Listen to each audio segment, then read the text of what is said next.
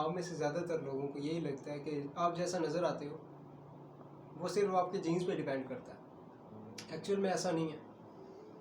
अब जैसे कि एग्जांपल ये देखो, ये ब्रैड पिट है और ये साथ उसका भाई है। अब इन दोनों में से ज़्यादा तुम्हें कौन हैंडसम लग रहा है? Of course Brad Pitt. क्यों? मैं यही रीज़न यही मैं समझाना चाह रहा हूँ कि हाउ यू लिव और how you build your self, ये चीज़ बहुत ज़्यादा मैटर करती है।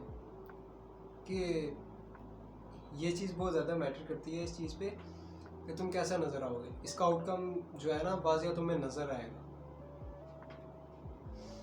तो तुम में से जिनको लगता है ना कि यानी हम अच्छे नहीं नज़र आते या हम अगली नज़र आते हैं या हम क्या लो कि बाकी जितने हमारे आगे पीछे फ्रेंड सर्कल है उनमें सबसे ज़्यादा जो कम फ़ोटोज़ में अच्छा लगता है वो मैं ही कम अच्छा लगता हूँ, तो ये वीडियो उन्हीं के लिए है। अब तुम लोगों का काम ये है कि जो नेक्स्ट 4-5 चीज़ें मैं बताने लगूँ ना, तुम लोगों ने वो चीज़ देखनी है कि अगर उनमें से कुछ भी तुम लोग कर रहे हो, उस चीज़ को कम करो, उस चीज़ को ख़त्म करो, अपने लाइफस्टाइल से निकालो उस चीज़ को, और फिर देखो कि क्या फिर भी तुम लोग on the scale of looks यहीं पे ही रहते हो या इम्प्रूव करते हो। इनमें से सबसे पहला है स्लीप डिप्रीवेशन, सोने की कमी।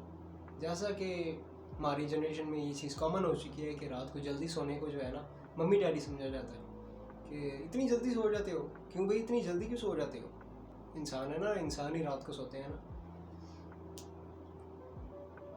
और ये जो वो कह रहे होते हैं ना कि इतनी जल्दी क्यों सो जाते हो, इन्होंने खुद पता क्या करना होता है, इन्होंने खुद स्क्रॉलिंग करनी होती है बैठ के, या ऐसी बातें करनी होती हैं, या रील्स देखनी होती हैं, या फिर ये एडिक्ट होते हैं अजीब अजीब चीज़ों के, और ये हमें ज्ञान दे रहे होते हैं कि भाई रात को इतनी जल्दी क्यों सो जाते हो।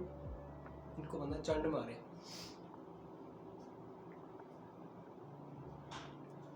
अब इससे होता क्या है, जो जब तुम में सोने की कमी हो जाती है, जब तुम्हारी नींद पूरी नहीं होती, इससे ये होता है कि तुम्हारी आंखों के आगे पीछे डार्क सर्कल्स आ जाते हैं, तुम्हारा कोर्टिसोल लेवल बढ़ जाता है और तुम्हारा जो स्किन है ना वो डल होती जाती है आहिस्ता आहिस्ता। और उससे क्या होगा कि तुम्हारी स्किन ड्राई अलग से नज़र आएगी, ठीक है, तुम्हारी स्किन में रिंकल्स पड़ने लग पड़ेंगे।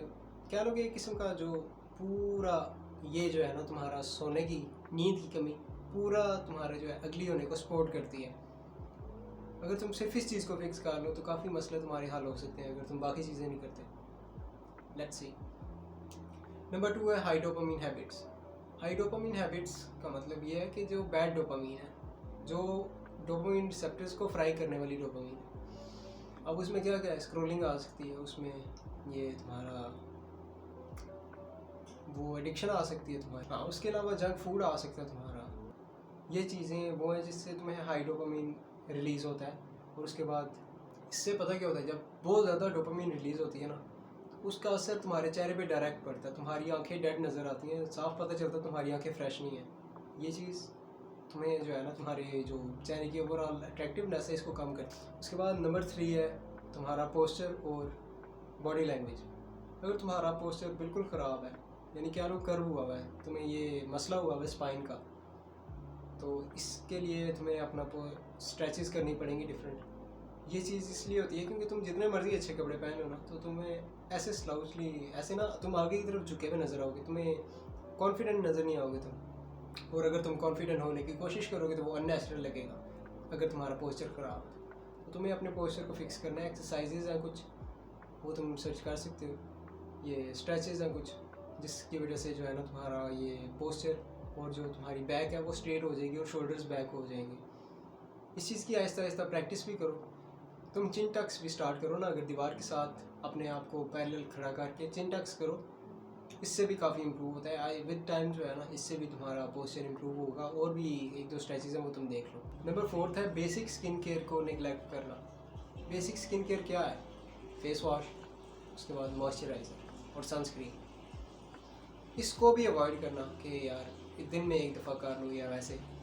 इससे क्या होगा कि तुम्हारे जो पोर्स है ना वो ऐसा ऐसा क्लॉग्ड होने लग पड़ेंगे, तुम्हारा स्किन बहुत ज़्यादा ऑयली हो जाएगी और उसके बाद तुम्हें पिंपल्स भी आने लग पड़ेंगे। मैं ये चीज़ ट्राई कर चुका हूँ। मैं कहता था कि नहीं यार कि यानी ना फेस वॉश या इस तरह कम कर दे तो मॉइस्चराइज़र वगैरह, इस तरह उल्टी सीधी बातें सुनने को मिलती रहती हैं। मैंने कम किया और फिर उसके बाद हुआ ये कि मुझे पिंपल्स आ गए। इतने ज़्यादा पिंपल्स हो गए मेरे फेस पे और ऊपर से फंक्शन भी था वो तो शुक्र है मेरा दिमाग काम किया तो मैंने अपनी रूटीन फिक्स कर ली थी, तो इतना टाइम था कि ठीक हो सकते, बैठ जाते, बस गुजारा हो गया था मेरा। मैं यही कह रहा हूँ इसलिए क्योंकि ये मिस्टेक तुम लोग रिपीट ना करो। और नंबर 5th पॉइंट है कि कॉन्स्टेंटली एक स्ट्रेसफुल लाइफ जीना। जैसा कि क्या लो कि अगर तुम्हें कोई बहुत ज़्यादा परेशानी है, कोई मसला है जी, तुमसे कोई बात फिक्स नहीं हो रही, तुम उस चीज़ को लेके इतना परेशान हो, बजाय इस चीज़ का सलूशन निकालने के तुम उस चीज़ को लेके बस परेशान होते हो रोज़। इससे पता क्या होता है, तुम एक माउथ ब्रीदर बन जाते हो।